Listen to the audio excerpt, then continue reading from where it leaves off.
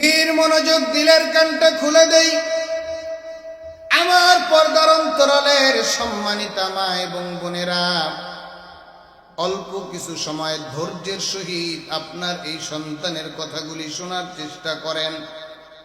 আল্লাহ পাক রব্বুল আলামিন পবিত্র কালামে হাকিমের মধ্যে ইরশাদ করে বলেন, ইয়া আইয়ুহাল্লাযীনা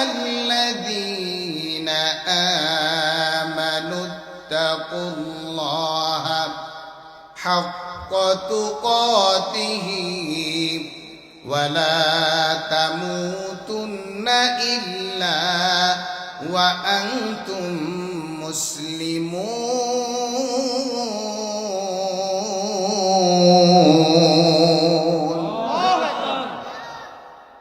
আল্লাহ পাক রব্বুল আলামিন ঈমানদারদেরকে আহ্বান করে বলেন, ওহে তোমরা যারা ঈমান আনয়ন করেছ, ইত্তাকুল্লাহ, আল্লাহ পাক রব্বুল আলামিনকে ভয় করো।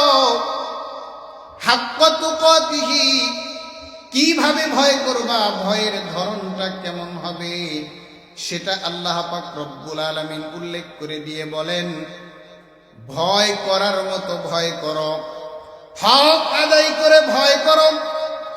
আর তোমরা কেউ মুসলমান না হয়ে মৃত্যুবরণ করিও না। একটু জবান খুলে বলেন ইনশাআল্লাহ। আল্লাহ পাক রব্বুল আলামিন ঈমানদারদেরকে আহ্বান করেছেন। আমাদের এই মজলিসে কোনো ভাই আছেন মুসলমান না, অন্য ধর্মাবলম্বী কেউ আছেন নাকি? তাহলে এই আয়াতে কারিমা আমাদের সকলের জন্য। বলেন আলহামদুলিল্লাহ। আল্লাহ পাক রব্বুল আলামিন আমাদের সকলকে আহ্বান করে বলছেন, ওহে তোমরা যারা ঈমান আনয়ন করেছ তথা ঈমানদারেরা, তোমরা ভয় করো কাকে? সকলে একটু জবান খুলে বলেন, ভয় করতে হবে কাকে? আল্লাহকে। আমরা সকলে ভয় করি কাকে?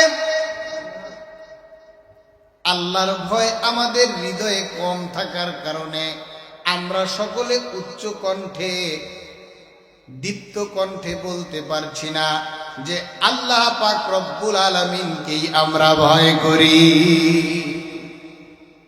আল্লাহর ভয় আমাদের হৃদয়ে কম না বেশি? আর একটু জবান খুলে বলেন, কম না বেশি? সম্মানিত হাজিরিন, আমরা সকলে বলছি আমাদের সকলের হৃদয়ে আল্লাহর ভয় বেশি, কিন্তু ফজরের সময় মসজিদে মুসল্লি কতজন? হকের কাজে মানুষ পাওয়া যায় কতজন? আজকে যদি এখানে ওয়াজ মাহফিল না হয়ে মাদ্রাসার ময়দানে অন্য কোনো আচার অনুষ্ঠান হতো, যে সকল আচার অনুষ্ঠানে শুধুমাত্র দুনিয়া পাওয়া যায়, আখিরাতের লেশ মাত্র থাকে না, ওই সকল আচার অনুষ্ঠানে উপস্থিতির সংখ্যা কম হইতো না বেশি হইতো? তাহলে আমরা দাবি করছি আল্লাহ পাক রব্বুল আলামিনের ভয় আমাদের হৃদয়ে বেশি, কিন্তু আমরা অধিকাংশ আবার বলতে পারছি না, কারণ আমলের বেলায় তো আমরা খুবই দুর্বল। আল্লাহর ভয় যেন আমাদের হৃদয় থেকে আস্তে আস্তে উঠে যাইতেছে। এভাবেই আমি আগে কইলে আমার কষ্ট হবে, এভাবে থাক, সমস্যা হইতেছে আপনার?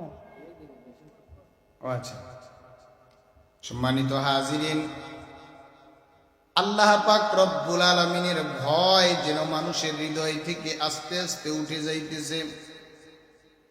আমল আমার আপনার যেইভাবে করা দরকার, যেইভাবে আমল করলে আমি আর আপনি আল্লাহর সন্তুষ্টি অর্জন করতে পারবো, আল্লাহর জান্নাত পাবো, জাহান্নাম থেকে মুক্তি পাবো, সেই দিকে মুসলমান দৌড়াইতেছে না। মুসলমান দুনিয়া কামানোর জন্য, জাহান্নামের দিকে যাওয়ার জন্য প্রতিযোগিতা করে দৌড়াইতেছে। একটু জবান খুলে বলেন ঠিক কিনা? আল্লাহ পাক রব্বুল আলামিন বলেন, وسارعوا إلى مغفرة من ربكم وجنة عرضها السماوات والأرض বলেন সুবহানাল্লাহ। আল্লাহ পাক রব্বুল আলামিন বলেন, দৌড়াও বান্দা দৌড়াও। কোন দিকে দৌড়াবা? আমার ক্ষমার দিকে দৌড়াও। আমার ক্ষমার দিকে যদি দৌড়াও তাহলে তোমাদের জন্য আমি এমন জান্নাত নির্বাচন করে রেখেছি যেই জান্নাতের তলদেশ দিয়ে নহর ধারা প্রবাহিত। বলেন সুবহানাল্লাহ। সেই জান্নাত আমরা সকলে চাই কিনা? একটু স্বতঃস্ফূর্ত জবাব দিবেন, তাহলে ফায়দা হবে। যদি কারো ঘুম ধরে, ঘুম ভেঙে যাবে আর কথাগুলি হৃদয়ে বসবে। অল্প কিছু সময় আলোচনা করব, আপনারা একটু আমাকে রিপ্লাই দেন, দেখেন আপনাদেরও ভালো লাগবে। সকলেই বলেন ইনশাআল্লাহ। আমরা সকলে জান্নাত চাই কিনা?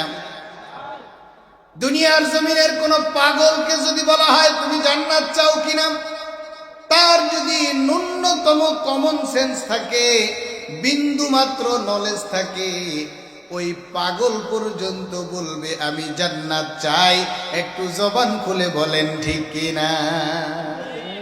একজন পাগল কিছুই বোঝে না, যে রাস্তায় থেকে ময়লা আবর্জনা কুড়াইয়া ভক্ষণ করতে পারে, এরকম পাগল, তাকে যদি আপনি আগুনের মধ্যে হাত দিতে বলেন, আগুনে হাত দিয়ে রাখতে পারবে? কি বলেন, রাখতে পারবে? মুহূর্তের মধ্যে হাত সরিয়ে নিবে। আমার মুসলমান ভাইয়েরা, পর্দার অন্তরালের মা এবং বোনেরা, আমাদেরকে তো আল্লাহ পাক রব্বুল আলামিন কিছু নলেজ দিয়েছেন, কিছু জ্ঞান দিয়েছেন। আমরা তো কিছু বুঝি। দুনিয়ার জমিনে গরম থেকে বাঁচার জন্য এসির ব্যবস্থা করি, ঠান্ডা থেকে বাঁচার জন্য লেপ তুষুকের ব্যবস্থা করি। কিন্তু আমার আপনার আমল যদি খারাপ হয়, আমি আর আপনি আমার আর আপনার প্রভুর কাছ থেকে ক্ষমা যদি না নিতে পারি, জান্নাত যদি না পাই, তাহলে আমার আপনার জন্য আল্লাহ পাক রব্বুল আলামিন জাহান্নাম নিযুক্ত করে রেখেছেন। বলেন নাউযুবিল্লাহ। তাহলে আমরা কেউ কি জাহান্নাম চাই? আমরা যেইভাবে সকলে জান্নাত চাই, আবার ঠিক একই ভাবে সকলেই জাহান্নাম থেকেও বাঁচতে চাই। আমার প্রিয় ভাইরা, আমার প্রিয় বাবারা, জান্নাত যদি পেতে চাই, জাহান্নাম থেকে যদি বাঁচতে চাই, এজন্য আল্লাহ পাক রব্বুল আলামিনের পক্ষ থেকে দেওয়া কিছু কন্ডিশন আছে না? না এমনি এমনি আল্লাহ তাআলা জান্নাত দিয়ে দিবেন? এমনি এমনি আল্লাহ পাক রব্বুল আলামিন জাহান্নাম থেকে মুক্তি দিয়ে দিবেন? আমরা দুনিয়ার জমিনে একজন আরেকজনের কাছ থেকে কোনো কিছু পাওয়ার জন্য কোনো কিছুর বিনিময় করতে হয়। আপনার কাছ থেকে যদি আমি কোনো সম্পদ পেতে চাই, কোনো বস্তু পেতে চাই, এজন্য আপনাকে আমার অর্থ দেওয়া লাগে। আবার আপনি যদি আমার কাছ থেকে অর্থ নিতে চান, তাহলে এজন্য কিছু বস্তু দেওয়া লাগে। এমনি এমনি লেনদেন হয় না। আল্লাহ পাক রব্বুল আলামিনও বলেছেন, বান্দারে তোমাকে এমনি এমনি আমি জান্নাত দিব না। জান্নাত যদি পেতে চাও, তাহলে তোমার আমার দরবারে আমলে সালেহ আর ঈমান নিয়ে উপস্থিত হইতে হবে।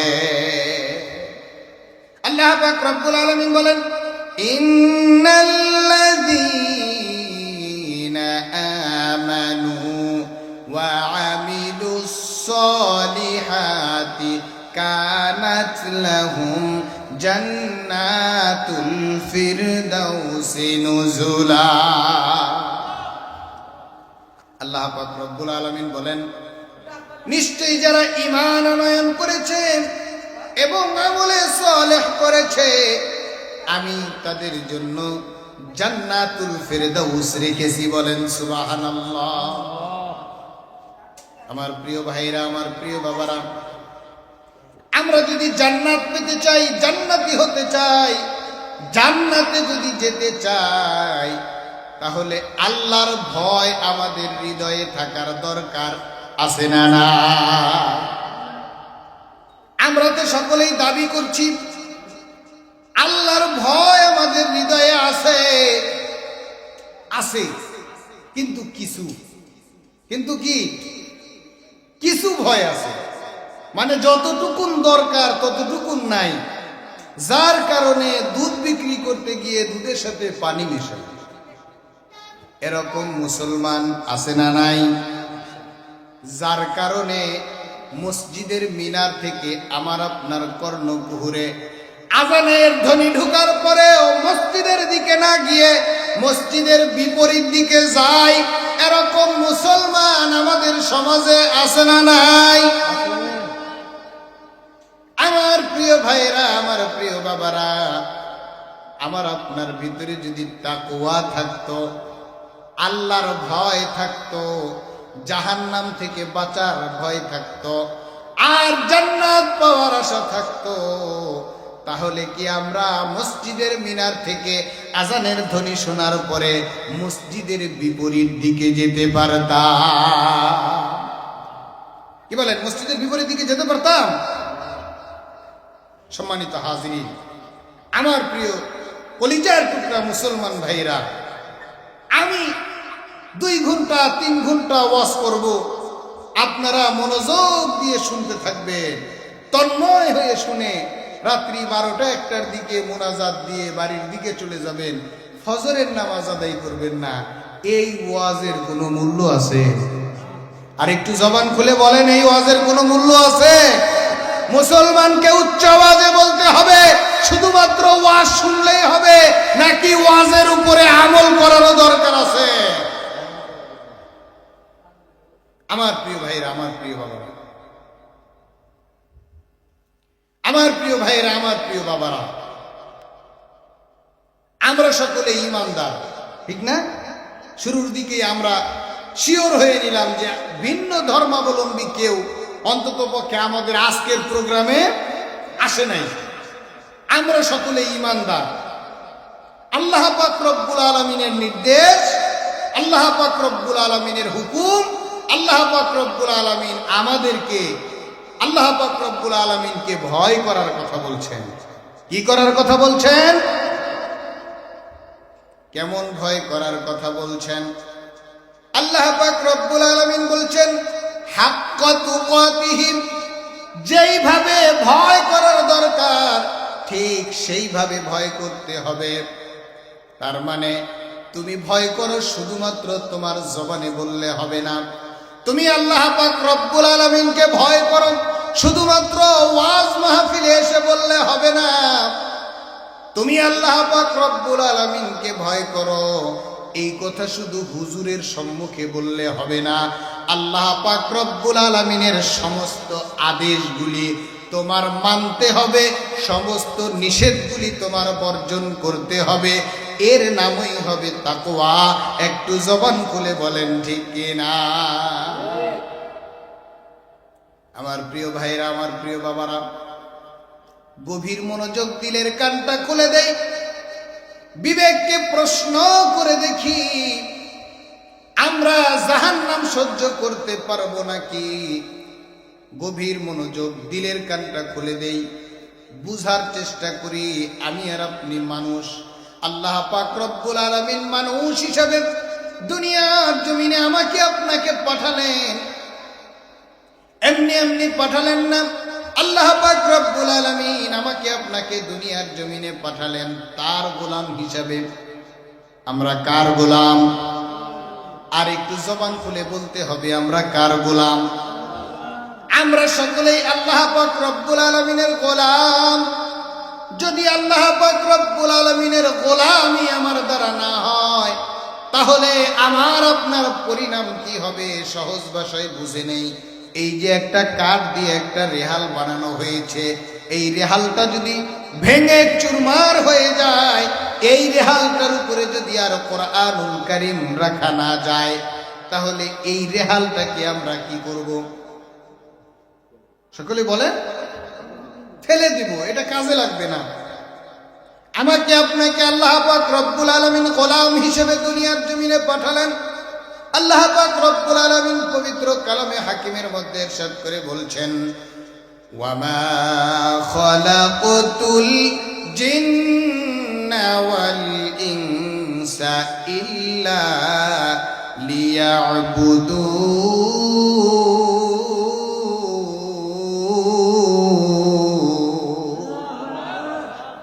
আমি মাটিকে সৃষ্টি করেছি আমার ইবাদত করার জন্য।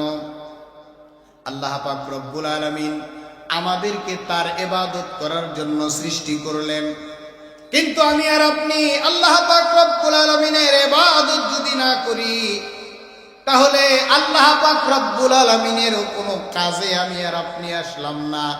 এই রেহালটা যেইভাবে নিষ্প্রয়োজনীয় হয়ে গেলে, এটা ভেঙে চুরমার হয়ে গেলে, নষ্ট হয়ে গেলে যেইভাবে ডাস্টবিনে নিক্ষেপ করা হয়, আমার আপনার মাধ্যমে যদি আল্লাহ পাক রব্বুল আলামিনের ইবাদতই না হয়, তাহলে আল্লাহ পাক রব্বুল আলামিন আমাকে আপনাকেও আল্লাহর ডাস্টবিন জাহান্নামে নিক্ষেপ করবে। সেটা থেকে বাঁচার কোনো কায়দা আছে? কি বলেন, বাঁচার কোনো কায়দা আছে? আল্লাহ পাক রব্বুল আলামিন আমাকে আপনাকে সৃষ্টি করলেন তার ইবাদতের জন্য, কিন্তু ইবাদত করলাম না। আল্লাহ পাক রব্বুল আলামিন অসংখ্য অগণিত জায়গায় আমাদেরকে সতর্ক করলেন। আবার এই আয়াতে কারিমার মধ্যে আল্লাহ পাক রব্বুল আলামিন তাকে ভয় করার কথা বললেন। ভয় সাধারণ ভয়, মুখে বলে ভয় নয়, এমন ভয় করার কথা বললেন যেই ভয়টা হচ্ছে প্রকৃত ভয়। ঠিক কিনা বলেন? প্রকৃত ভয় যেটাকে বলে, সেই ভয় করার কথাই আল্লাহ পাক রব্বুল আলামিন বললেন। শুধুমাত্র মুখে মুখে বললে হবে না যে আমি আল্লাহকে ভয় পাই, কাজে প্রমাণ করে দেখাতে হবে। জবান করে বলেন ঠিক কিনা? অনেক সময় যুবকেরা নতুন বিবাহ করে নতুন বউ ঘরে নিয়ে আসে, আসার পরেই বাবা মা থেকে পৃথক হয়ে একটু সুখের সংসার গড়ার জন্য ভিন্ন হয়ে যায়। রমণীর কূটকৌশল বলেন আর চালাকি বুদ্ধি বলেন, যেটাই বলেন, দিয়ে যে বাবা মার সাথে আর থাকার দরকার নাই, যদি বাবা মার সাথে থাকি সংসার বড় হয়ে যায়, এই সংসারের কাজ করতে গিয়ে তোমাকে সময় দেওয়া হয় না, এজন্য চলো আমরা পৃথক হয়ে আলাদা সংসার করে ছোট্ট সংসারে চলে যাই। এমন যুবক যুবতী আমাদের সমাজে আছে না নাই? আছে না নাই? আপনাদের সিরাজগঞ্জে মনে হয় নাই। হুজুর নতুন কথা শুনাইলেন, আমাদের এলাকায় তো এগুলি নাই। এগুলি থাকলে আপনাদের এলাকায় থাকতে পারে। ঠিক কিনা বলেন? নাকি আপনাদের এলাকায়ও আছে? মাঝে মধ্যে তো হয়। যুবক যুবতী ভিন্ন হয়ে গিয়েছে সুখের সংসার করার জন্য। আমি কিন্তু আপনাকে নির্দিষ্ট একটি লক্ষ্যে নিয়ে যাওয়ার জন্য গল্প বলছি। গল্প কিন্তু কাজের গল্প, গাল গল্প নয়, চাপাবাজি গল্প নয়। চাপাবাজি গল্প আমাদের দেশে আছে না নাই? আমাদেরকে বিভিন্ন সময় বিভিন্ন প্রকার চাপাবাজি গল্প শোনায়া ইসলাম থেকে দূরে রাখতে চায় এমন মানুষ আমাদের দেশে আছে না না? আমি হ্যান করব, ত্যান করব, আমি এই দেখেন ভালো হয়ে গিয়েছি, যখন আমাদেরকে দরকার পড়ে আমাদের কাছে আইসা খাঁটি মুসলমান সাজে, এমন মুসলমান আমাদের দেশে আছে না নাই? সারা বছর চুরি ডাকাতি চিন্তাই রাহাজানি, তার মনের মধ্যে চিন্তাটাই হচ্ছে কুচিন্তা, দুশ্চিন্তা, যে আমি লুটতরাজ করে রাষ্ট্রের সম্পদ অবৈধভাবে দখল করে বিশাল বড়লোক হব, হাজার হাজার কোটি টাকা বিদেশে পাচার করে টাকার পাহাড় করব। এরকম চিন্তাধারা নিয়ে মুসলমানদেরকে এসে ভালো সেজে মুসলমানদের সম্মুখে একটু ফ্যাক করে কান্দে দিয়ে, ধোকা দিয়ে, বোকা বানিয়ে, সুযোগ খুঁজে নিয়ে, পদ পদবি বাগিয়ে নিয়ে, এরপরে আমাদেরকে ধোকা দিয়ে আমাদের ক্ষতি করে, রাষ্ট্রের ক্ষতি করে, সমাজের ক্ষতি করে, এরকম মানুষ আমাদের সমাজে আছে না নাই? তাহলে চাপাবাজি গল্প কোনটা, গাল গল্প কোনটা, বাস্তব গল্প কোনটা, শিক্ষণীয় গল্প কোনটা, এটাও আমাদের বুঝার দরকার আছে না নাই? এবার যুবক যুবতী সংসার আলাদা করে নিল। সংসার আলাদা করে যুবতী যুবককে বলছে, তোমাকে আমি ভালোবাসি। বলে, বেশ ভালো কথা, তোমার জন্য আমি ইনকাম করতে যাচ্ছি, সমস্ত দিন তোমাকে সুখে রাখার জন্য আমি পরিশ্রম করব। যুবতী, তুমি যেহেতু আমাকে ভালোবাসো, তুমি আমার ঘরের নতুন বধূ, নতুন স্ত্রী, তোমাকে সুখে রাখার জন্য পরিশ্রম করার জন্য বের হলাম। যুবক গেল রিক্সা চালানোর জন্য অথবা জমিতে কাজ করার জন্য। সমস্ত দিন কাজ করে সন্ধ্যাবেলা ঘরে ফিরে এসে দেখে রমণী যুবতী, নতুন স্ত্রী, তার জন্য সুন্দর সাজ সজ্জা হয়ে বসে আছে। এবার যুবক ঘরে প্রবেশ করার পরে যুবতী বলছে, প্রাণের স্বামী গো, আমি তোমাকে ভালোবাসি। স্বামী বলে, তুমি আমাকে ভালোবাসো, সেটা আমি খুব ভালো করেই জানি, এই জন্য সারাদিন তোমার জন্য পরিশ্রম করে ঘরে ফিরে এলাম। আমার শরীরটা ঘরমাক্ত, আমি হয়ে গেছি ক্লান্ত, পরিশ্রান্ত। এই দেখো আমার পায়ের একটা জায়গায় কেটে রক্ত বের হচ্ছে। এখন তুমি আমার জন্য গোসলের পানির ব্যবস্থা করো, আমার ওই কাটা জায়গা থেকে রক্ত বন্ধ করার ব্যবস্থা করো, তাহলেই বোঝা যাবে তুমি আমাকে কত ভালোবাসো। ঠিক কিনা বলেন?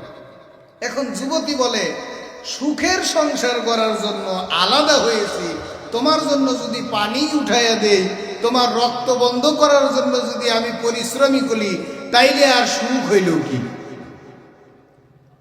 তোমার পানি তুমি উঠিয়ে নাও, তোমার পায়ের রক্ত তুমি বন্ধ করো, তুমি ক্লান্ত হয়ে এসেছ, তোমার কাপড় চোপড়গুলি তুমি পরিষ্কার করো। এটা কি বাস্তব ভালোবাসা, নাকি ভালোবাসার নামে চাপাবাজির গল্প? কি বলেন? শুধুমাত্র মুখে বলল ভালোবাসি, কিন্তু বাস্তবে নাই। একইভাবে আমরা বললাম আমাদের তাকওয়া আছে, আমরা আল্লাহ পাক রব্বুল আলামিনকে ভয় করি, 2-4 ঘন্টা ওয়াজ শুনলাম, কিন্তু ফজরের সময় লেপের তল থেকে বের হইতে পারলাম না। এটা কি সত্য কথা? তাকওয়ার সত্য দাবি না মিথ্যা দাবি? একটু জবান খুলে মুসলমানকে বলতে হবে। কি বলেন? এটা কি সত্য দাবি হলো? এটা কি সত্য দাবি হইল? আমরা যারা এই মজলিসে উপস্থিত আছি, আমি যদি এখন বলি ভাই নামাজ পড়ার অভ্যাস কার কার নাই, একটু হাত তুলে দেখান। মনে মনে বলবেন, হুজুর আমাদেরকে লজ্জা দেওয়ার জন্য বুঝি এ কথা বলল। ঠিক কিনা বলেন? তাই মনে করবেন না যে আসছিলাম ওয়াজ শোনার জন্য, হুজুর ওয়াজ শোনার মুডই নষ্ট করে দিল।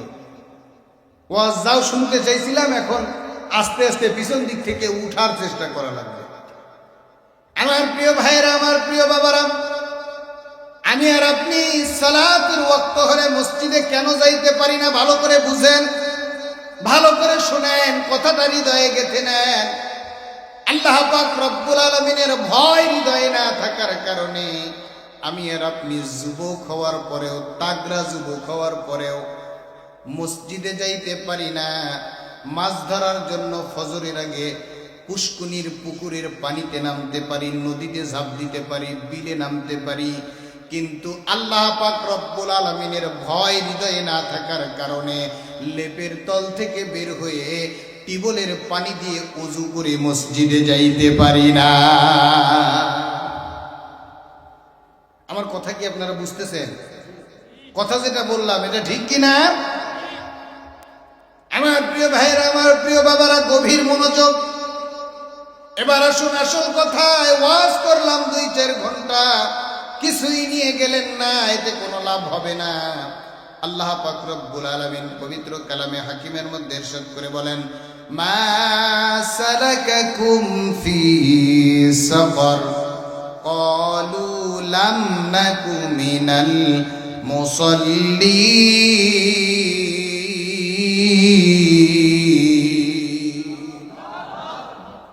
আল্লাহ পাক রব্বুল আলামিন পবিত্র কালামে হাকিমের মধ্যে ইরশাদ করে বলেন, জাহান্নামীদেরকে কাল কিয়ামতের কঠিন ময়দানে জিজ্ঞাসা করা হবে, তোমাদেরকে জাহান্নামে নিয়ে আসলো কিসে? তারা যে কয়টি কারণ বলবে, এর মধ্যে সর্বপ্রথম যেই কারণটি বলবে সেটা হচ্ছে, তারা বলবে আমরা দুনিয়ার জমিনে নামাজ আদায় করি না।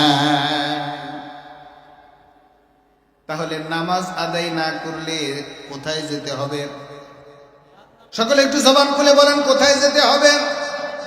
আপনি নামাজ আদায় করেন না, আপনার জানাজা এই সিরাজগঞ্জের সবচেয়ে বড় হুজুর নয়, বাইতুল মুকাররমের সম্মানিত খতিব সাহেব নয়, যদি সেই বাইতুল্লাহর ইমাম ও খতিব শায়েখ আব্দুর রহমান আস-সুদাইসিকে দিয়েও আপনার যদি জানাজা দেওয়া হয়, হুজুরেরা যত প্রশংসাই করুক, আপনাকে সম্মুখে রেখে ডিরেক্ট বলতে পারবে না এই লোকটি জাহান্নামী, এই জন্য বলে না।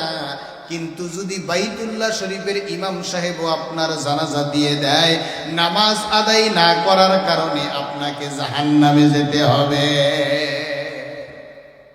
জবান খুলে বলেন নাউজুবিল্লাহ। এবার জাহান্নামে যাবেন কারা? দুহাত তুলে দেখান তারা, দেখি কেমন বাপের বেটা, কত সাহস যে হ্যাঁ আমি জাহান্নামে যাব। কি বলেন, আছেন নাকি কেউ? জাহান্নামে যাওয়ার মতো সাহস আমার কোনো ভাইয়ের নাই, আমার পর্দার অন্তরালের মায়েদের কারো আছে নাকি? যদি এ দুঃসাহস করতে পারেন, যদি আপনার দ্বারা আল্লাহ পাক রব্বুল আলামিনের ইবাদত বন্দেগী না হয়, আল্লাহ পাক রব্বুল আলামিনের হুকুমগুলি যদি আমি আর আপনি না মানতে পারি, আল্লাহ পাক রব্বুল আলামিনের নিষেধগুলি যদি আমরা বর্জন করতে না পারি, জাহান্নামে যাওয়া লাগবে না। ঘরের কোনায় বসে ছোট্ট একটা 5 টাকা দামের মোমবাতি জ্বালায়া মোমবাতির আগুনের উপরে হাতটা রাখিও যুবক। আমার পর্দার অন্তরালের মা এবং বোনেরা, ছোট্ট একটা আগুনের উপরে হাতটা রেখে দেখো, দুনিয়ার জমিনের এই ছোট্ট আগুনকে সহ্য করতে পারো নাকি? তুমি যদি দুনিয়ার জমিনের এই ছোট্ট আগুনটাকে সহ্য করতে পারো, তোমার জন্য আমার কোনো ওয়াজ নাই আমার যুবক ভাই, তোমার জন্য আমার কোনো ওয়াজ নাই আমার পর্দার অন্তরালের মা। কিন্তু তুমি যদি এই ছোট্ট আগুনটাকে সহ্য করতে না পারো, তুমি একটু তোমার আত্মভোলা মনকে জিজ্ঞাসা করে দেখো, দুনিয়ার জমিনের এই ছোট্ট আগুনটাকে যদি সহ্য করতে না পারো, আমি আর তুমি, আমার আর তোমার এত মায়ার শরীর, এত দয়ার শরীর কিভাবে জাহান্নামের আগুনে জ্বালাবো? চিন্তা করার দরকার আছে না নাই? মুসলমান ঘুমিয়ে যায়েন না, একটু জবান খুলে বলেন, চিন্তা করার দরকার আছে না নাই? আমার প্রিয় ভাইরা, আমার প্রিয় বাবারা, দুনিয়ার জমিনের একটু গরম সহ্য হয় না, একটু ঠান্ডা সহ্য হয় না, আমাকে আপনাকে কিভাবে জাহান্নামের আগুনে জ্বালাবো? আমার আপনার দ্বারা জাহান্নামের আগুন সহ্য করা সম্ভব না। জাহান্নাম তো কত পরে রে বাবা, জাহান্নামের আগে কতগুলি ঘাটি আমাকে আপনাকে পাড়ি দিতে হবে। আমি আর আপনি যদি খাঁটি মুসলমান হয়ে আল্লাহর দরবারে না যাইতে পারি, দুনিয়ার জমিনের মউত থেকে নিয়ে শুরু করে এমন যন্ত্রণা শুরু হবে, মউতের সূচনা লগ্নে মানুষগুলি বলতে থাকবে, ওয়ালাই ইউআখিরাল্লাহু নাফসান ইযা জাআ আজালুহা। আমার মালাকুল মউত আজরাইল আলাইহিস সালাম যদি আর কিছু করে আসতো, ফাআসসাদ্দাক ওয়া আকুম মিনাস সালিহিন, তাহলে আমি কিছু নেক কাজ করতাম, কিছু ভালো কাজ করতাম, কিন্তু মালাকুল মাউত আজরাইল আলাইহিস সালাম যখন আমার আপনার সম্মুখে এসে উপস্থিত হয়ে যাবে, 1 সেকেন্ড সময় দিবে না।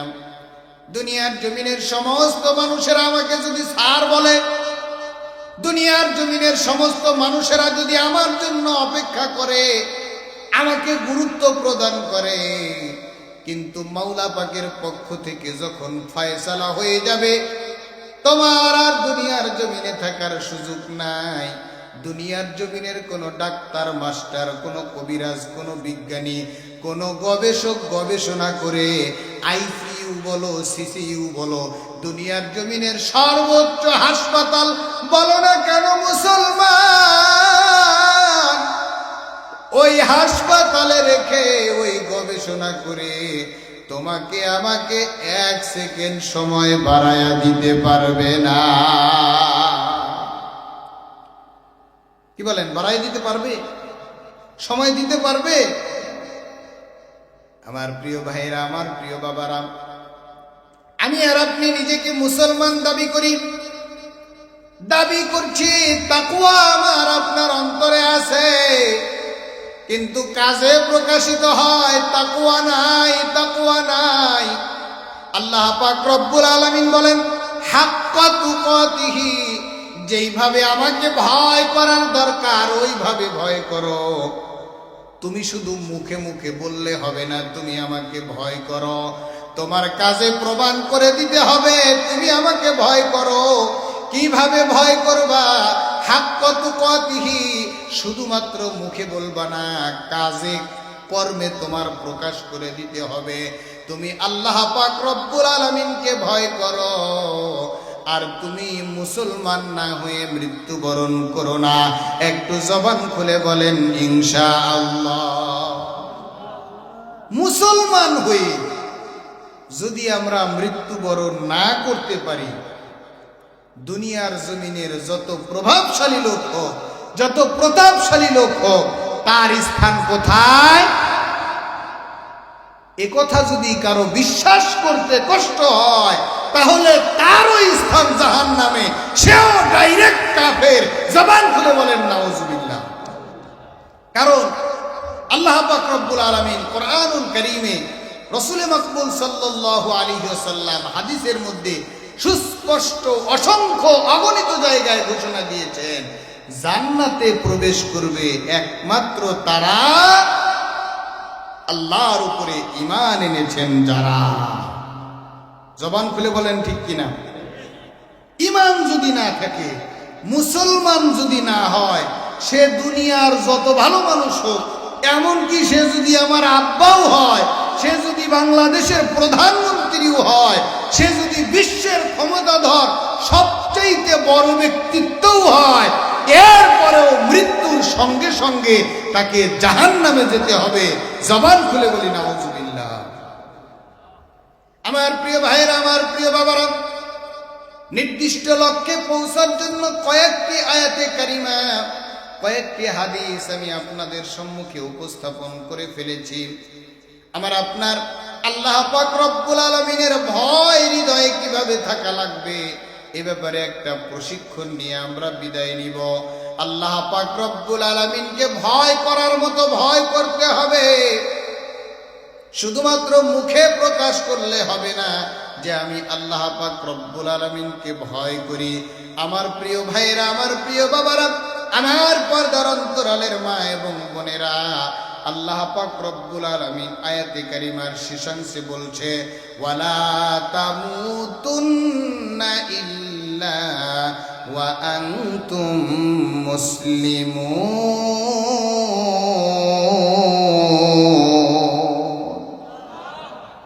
তোমরা মুসলমান না হয়ে মৃত্যুবরণ করিও না। আমরা সকলে নিজেদেরকে মুসলমান দাবি করি, কিন্তু কেউ আছে শুধুমাত্র আগা কাটা মুসলমান, কেউ আছে শুধুমাত্র গরুর গোশত খাওয়া মুসলমান, কেউ আছে সিজনাল মুসলমান, কেউ আছে সুযোগ সন্ধানী মুসলমান। আছে না নাই? আমাদের সমাজে মুসলমান সমাজে বসবাস করে, নিজেকে মুসলমান পরিচয় দেয়, খাতা কলমে নামের পূর্বে মোহাম্মদ লেখে, কিন্তু পশ্চিম দিকে ফিরে আসার খায়াও করে না, এমন মুসলমান আপনাদের সমাজেও আছে কিনা? পশ্চিম দিকে ফিরে আসার খায়াও করে না, শুধুমাত্র বাবা মায় সুন্নত দিয়ে রাখছে, ও হলো সুন্নত দেওয়া মুসলমান। ঠিক কিনা বলেন? নামে, কাজে নাই। আবার কিছু আছে গরুর গোশত খাওয়া মুসলমান, মানে সে সুযোগ বুঝে গরুর গোশতের ভাগ ছাড়তে চায় না, এই জন্য নিজেকে মুসলমান দাবি করে। ভিতরে আল্লাহ, রসুল, পরকাল, কোরআন, কিতাব কোনো কিছু নাই। সে যে দুনিয়ার জমিনে কোন লাইনে চলতেছে, কোন পথে চলতেছে, এই ব্যাপারে তার কোনো ফিকিরই নাই। যেমন আমাদের সমাজের বাউল নামের ফাউল আছে না নাই? আপনাদের সমাজে বুঝি নাই। বাউল নামের ফাউল কেন বললাম? তাদের সাম্প্রতিক কর্মকাণ্ডগুলি এত জঘন্যভাবে প্রকাশ পাচ্ছে। আমার প্রিয় ভাইরা, আমার প্রিয় বাবারা, অনেকেই বাউল গান পছন্দ করে, অনেকেই ওদের কথাবার্তাগুলিকে মনে করে খুব জ্ঞানগর্ভ কথাবার্তা বলে। আমি দেখলাম এই যে সাম্প্রতিক কালে যে বাউলের ব্যাপারে কথা হচ্ছে, সে সূরা নাসকে এমন ভাবে কটাক্ষ করেছে, তার এই কথাকে যদি কোন মুসলমান সমর্থন করে তাহলে সে তাৎক্ষণিক কাফির বেঈমান হয়ে যাবে। জবান খুলে বলেন নাউজুবিল্লাহ। সে বলতেছে সূরা নাসে আল্লাহ নাকি নাচতে বলতেছে। সে আবার ব্যঙ্গ করে কোরআনের আয়াত করে করে বলতেছে কুল আউযু বিরাব্বিন নাস, এখানে বলতেছে নাস, মালিকিন নাস এখানেও বলতেছে নাস, ইলাহিন নাস এখানেও বলতেছে নাস, আল্লাজি বলে ইউসু বিসু বলে ফি সুদুরিন নাস, খালি নাচতেই বলে নাস আর নাস। জবান খুলে বলেন নাউজুবিল্লাহ। আসলে কি সূরা নাসে নাচতে বলছে? সকলে জবান খুলে বলেন নাচতে বলছে? এ কথা সে বুঝে বলুক, না বুঝে বলুক, এ কথা বলার কারণেই তার ঈমান চলে গিয়েছে। আর এই বেঈমান, এই ঈমান হারা ব্যক্তি কোরআনুল কারীমের আয়াতকে এইভাবে ব্যঙ্গ করার কারণে এই তার এই কথাগুলিকে কেউ বুঝে সমর্থন করুক, না বুঝে সমর্থন করুক, এভাবে সমর্থন করার কারণে সেও বেঈমান হয়ে গিয়েছে। জবান খুলে বলি নাউজুবিল্লাহ। আচ্ছা, নাচ মানে কি? নাচা আমরা সকলেই জানি যে এই সূরার মধ্যে আল্লাহ তাআলা মানুষকে কিছু নসিহত করেছেন। জবান খুলে বলি আলহামদুলিল্লাহ। এই নাচ মানে মানুষ, নাচ মানে কি? আর সে নাচ মানে অর্থ নিছে কি? নাচানাচি করা। আবার আয়াতগুলিকে সে ব্যঙ্গ করে বলতেছে। আবার আল্লাহ পাক রব্বুল আলামিনের কথাকে এত জঘন্যভাবে সে উপস্থাপন করেছে। কোন মুসলমান যদি কোরআন হাদিসের সামান্যতম জ্ঞান থাকে তাহলে তার লোম দাঁড়িয়ে যাবে, তাৎক্ষণিক তাকে চূড়ান্ত বিচার করার জন্য প্রস্তুত হয়ে যাবে। আজকে সারা বাংলাদেশে তাদের এহেন এই অনৈতিক কাজগুলি নিয়ে ব্যাপকভাবে ওলামায়ে কেরামগণ সরব হয়েছেন। আমি সাধারণ মুসলমানদেরকে বলতে চাই, কোরআন হাদিসের জ্ঞান না থাকার কারণে আপনাদের ওদের গানগুলি ভালো লাগতে পারে, কিন্তু ওরা গানের মধ্যে ইসলামকে, আল্লাহ এবং রসুলকে এমন ভাবে বিকৃত করে কোন ইমানদার মুসলমান এগুলি বরদাস্ত করতে পারে না। আপনাদের কাছে মনে হয় ভালো লাগলো না যে হুজুর ওয়াজ করতে এসে মাদ্রাসায় ওয়াজ করবে, আবার বাউলদের কথা কেন বলে? অনেকে দূর থেকে বলবে যে হুজুর বলতেছে বাউলের বিরুদ্ধে, এটা বলে ওয়াজ হইলো। হুজুরে ওয়াজ করবো আসমানের উপরে আর জমিনের নিচে, হুজুর আবার দুনিয়ার মধ্যে ঘুরে কে? জবান খুলে বলেন ঠিক কিনা? যে হুজুরের ওয়াজ তো আসমানের উপরে আর জমিনের নিচে। হুজুর দুনিয়ায় ঘুরতে পারবে না, দুনিয়ায় যা করার আমরা করি। জবান খুলে বলেন নাউজুবিল্লাহ। আমরা বলি আমরা যদি দুনিয়ায় বিচরণ না করে আসমানের উপরে আর জমিনের নিচে যাই, আল্লাহর দুনিয়ার সবগুলি কাফির বেঈমান আর মুরতাদ হয়ে যাবে। জবান খুলে বলি নাউজুবিল্লাহ। সকলে জবান খুলে বলেন নাউজুবিল্লাহ। আমার প্রিয় ভাইয়েরা, আমার প্রিয় বাবারা, যে কথাগুলি আমি আপনাদের সম্মুখে উপস্থাপন করছি এগুলি স্বাভাবিক সাধারণ কোনো কথা নয়। আল্লাহ পাক রব্বুল আলামিন প্রসঙ্গে, রাসূল মকবুল সাল্লাল্লাহু আলাইহি ওয়াসাল্লাম প্রসঙ্গে কোনো ব্যক্তি যদি কথা বলতে চায় তাহলে তার সর্বোচ্চ সতর্কতা নিয়ে, সর্বোচ্চ সাবধানতা নিয়ে কথা বলতে হবে। একটু জবান খুলে বলেন ঠিক কি না? আমাদেরকে আল্লাহ পাক রব্বুল আলামিন তার ভয় হৃদয়ে লালন করার কথা বলেছেন। স্বাভাবিকভাবে যদি আমরা শুধুমাত্র ভয় করি বলি, কিন্তু বাস্তবে কাজের মাধ্যমে যদি প্রকাশ না পায়, আমলে যদি ধরা না পড়ে, আল্লাহর দরবারে ধরা দিতে হবে। একটু জবান খুলে বলেন ঠিক কি না? আমার প্রিয় ভাইরা, আমার প্রিয় বাবারা, সাইড কথা বলে কথা বাড়াইতে চাই না, অল্প কিছু সময় আলোচনা করব। আপনারা কথা দিয়েছেন, আমাকে রেখে উঠে যাবেন না। আল্লাহ পাক রব্বুল আলামিন বলছেন, মুসলমান হয়ে মৃত্যুবরণ করো, মুসলমান না হয়ে মৃত্যুবরণ করিও না। আমার প্রিয় ভাইরা, আমার প্রিয় বাবারা, আমার পর্দার অন্তরালের মা এবং বোনেরা, আমার সম্মুখে বসা কলিজার টুকরা যুবক ভাইরা, আল্লাহর হাবিব সাল্লাল্লাহু আলাইহি ওয়াসাল্লাম বলেন, আল ফারকু বাইনাল মুমিনি ওয়াল কুফরি তারকুস সালাহ। একটু জবান খুলে বলেন সুবহানাল্লাহ। আল্লাহর হাবিব সাল্লাল্লাহু আলাইহি ওয়াসাল্লাম বলেন, মুসলমান এবং কাফেরের মধ্যে পার্থক্য সূচিত করে নামাজ। বলেন সুবহানাল্লাহ। মুসলমান নামাজ পড়ে আর বেঈমানেরা নামাজ পড়ে না। আশপাশে একটা বাজারের নাম বলেন দেখি, আশপাশে কোনো বাজারের নাম? সলঙ্গা বাজার। সলঙ্গা বাজারে একজন দোকানদারের নাম প্রদীপ কুমার, আর একজন দোকানদারের নাম আব্দুর রহমান। দুইজনই বাজারে দোকানদারি করতেছে। ওদিক দিয়ে মাগরিবের নামাজের আজান হয়ে গিয়েছে। প্রদীপও মসজিদে যায় নাই, আব্দুর রহমানও মসজিদে যায় নাই। দুইজনের মধ্যে পার্থক্য কি?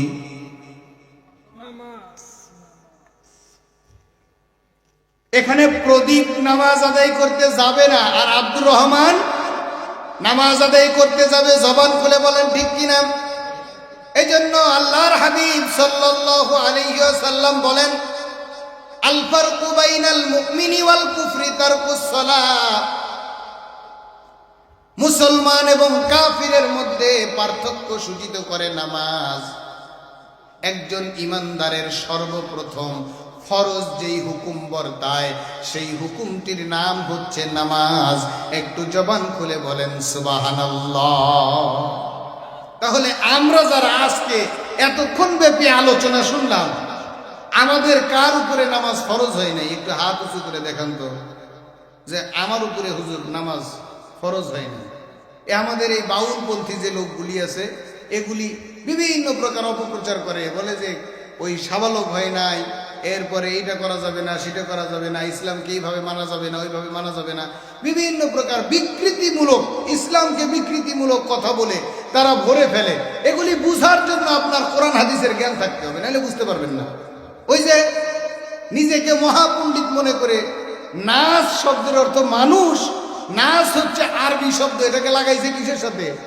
বাংলা নাচানাচির সাথে। বলেন নাউজুবিল্লাহ। লাগায়া সে আবার গর্বের সহিত এগুলি বলতেছে আর প্রচার করতেছে, আর মানুষগুলি আবার তার সাথে ছায়ার ধরে হাহা হাহা করতেছে। বলেন নাউজুবিল্লাহ। তাহলে আমাকে আপনাকে মরতে হবে, মুসলমান হয়ে মরতে হবে। মুসলমান হয়ে না মরলে জাহান্নামে যেতে হবে। জবান খুলে বলেন ঠিক কিনা? আর মুসলমান হয়ে মরার জন্য আল্লাহর হাবিব সাল্লাল্লাহু আলাইহি ওয়াসাল্লামের এই যে দৃঢ়কণ্ঠে উচ্চারিত শব্দ, নামাজ আদায় না করলে মুসলমান হওয়া যায় না। আল্লাহর হাবিব সাল্লাল্লাহু আলাইহি ওয়াসাল্লাম বলেন, মান তারাকা সালাতা মুতাআম্মিদান ফাকাদ কাফারা। বলেন নাউজুবিল্লাহ। আল্লাহর হাবিব সাল্লাল্লাহু আলাইহি ওয়াসাল্লাম বলেন, যে এমনি এমনি ইচ্ছাকৃতভাবে নামাজ সে ছেড়ে দিল, ওই ব্যক্তি স্বয়ং আল্লাহ পাক রব্বুল আলামিনের সঙ্গে নাফরমানি করলো। বলেন নাউজুবিল্লাহ। তাহলে এতক্ষণ আমরা আলোচনা যাই শুনলাম, এতে আমরা কি কিছু বুঝলাম? জাহান্নাম থেকে বাঁচতে চাইলে, জান্নাত পাইতে চাইলে নামাজ পড়ার দরকার আছে না নাই? আমরা আজকের এই মাহফিল থেকে দৃঢ় প্রতিজ্ঞা করতে পারি যে আজ থেকে আর এক ওয়াক্ত নামাজও ছেড়ে দিব না। এই প্রতিজ্ঞা করতে পারি? বলে যে না হুজুর, এটা করা যাবে না, শীতের দিন যায়নি, কারণ ল্যাপের সাথে যুদ্ধ করে পারি না।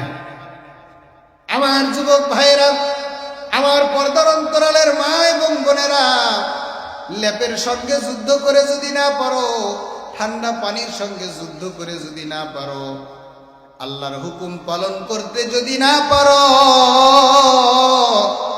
তাহলে নিজেকে জাহান্নামের জন্য প্রস্তুতি করো। এ কথা উল্টানোর কায়দা আছে? মুসলমান এই কথা উল্টাইতে পারবে? এই কথা মিথ্যা হওয়ার বিন্দু মাত্র সম্ভাবনা আছে? আমার প্রিয় ভাইরা, আমার প্রিয় বাবারা, এত আরামের শরীর কিভাবে জাহান্নামে দিবা? দুনিয়ার জমিনের গরম সহ্য হয় না, ঠান্ডা সহ্য হয় না। আল্লাহ পাক রব্বুল আলামিন নামাজ আদায় না করার কারণে আমার আপনার এই শরীরকে জাহান্নামে দিবে রে মুসলমান। আল্লাহর হাবিব সাল্লাল্লাহু আলাইহি ওয়াসাল্লাম মেরাজে গিয়ে দেখলেন এক শ্রেণীর মানুষদের মাথার উপরে পাথর দিয়ে নিক্ষেপ করা হচ্ছে। তার মাথা চূর্ণ বিচূর্ণ হয়ে যাচ্ছে। মুহূর্তের মধ্যে আবার তার মাথায় পাথর নিক্ষেপ করা হচ্ছে। তার মাথা চূর্ণ বিচূর্ণ হয়ে যাচ্ছে, পাথর ছিটকে দূরে পড়ে যাচ্ছে। আবার তার মাথায় পাথর নিক্ষেপ করা হচ্ছে। এইভাবে ধারাবাহিকভাবে এই শাস্তি চলতেছে। আল্লাহর হাবিব সাল্লাল্লাহু আলাইহি ওয়াসাল্লাম বললেন, ভাই জিব্রাইল, এইভাবে একজন মানুষকে কেন শাস্তি দেওয়া হচ্ছে? তার মাথায় পাথর দ্বারা আঘাত করা হচ্ছে, তার মাথা চূর্ণ বিচূর্ণ হয়ে যাচ্ছে। পাথরটি নিয়ে আসতে আসতে আবার তার মাথা আগের মতো স্বাভাবিক হয়ে যাচ্ছে। আবার তার মাথায় পাথর মেরে মাথাকে চূর্ণ বিচূর্ণ করা হচ্ছে।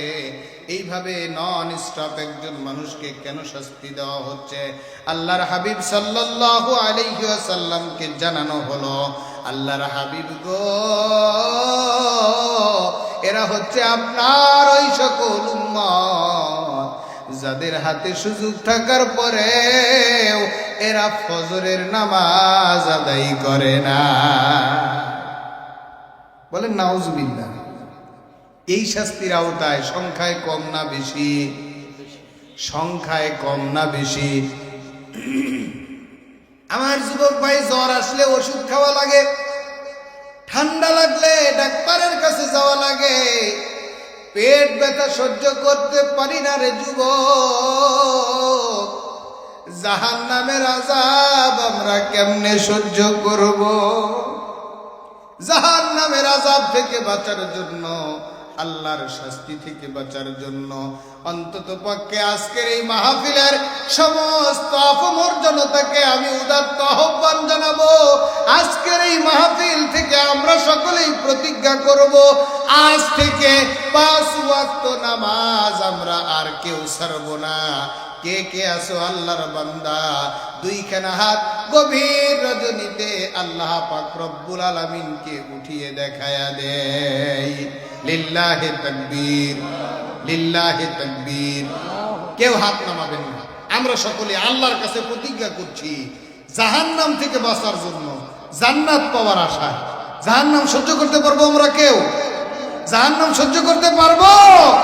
আমাদের শক্তি সামর্থ্য আছে জাহান্নাম সহ্য করার? তাহলে আজকে প্রতিজ্ঞা করি, সকলেই বলেন আল্লাহ, ও মহান মালিক, আমরা কেউ 5 ওয়াক্ত নামাজ আর ছাড়ব না। সকলেই বলেন ইনশাআল্লাহ। আল্লাহ পাক রব্বুল আলামিন আমাদের সবাইকে কবুল আর মঞ্জুর করে নিন। সকলেই বলি আল্লাহুম্মা আমিন। আমার প্রিয় ভাইরা, আমার প্রিয় বাবারা, আমরা মাদ্রাসার মাহফিলে বসেছি। এই মাহফিলটি পেয়ে আপনারা বেজার না খুশি? সকলে একটু জবান খুলে বলেন বেজার না খুশি? সরগোজা গ্রামের মানুষ খুব ভালো, আমার কাছে খুব ভালো লাগলো। আমি তো ভীতু সন্ত্রস্ত ছিলাম। আমি ভিতরে বসে বসে মাদ্রাসার অফিসে বসে জিজ্ঞাসা করতেছিলাম যে আমি কি শ্রোতা মণ্ডলী পাবো, কারণ তাবারুক নাই, পরবর্তীতে বিশেষ কোনো আকর্ষণ নাই, আমার সঙ্গে এই এলাকার মানুষের কোনো পরিচিতি নাই।